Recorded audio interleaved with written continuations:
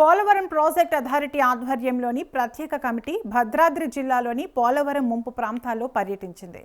బోర్గంపాడు, భద్రాచలం, దుమ్ముగూడెం మండలాల్లోని లోతట్టు ముంపు ప్రాంతాలను క్షేత్రస్థాయిలో పరిశీలించింది.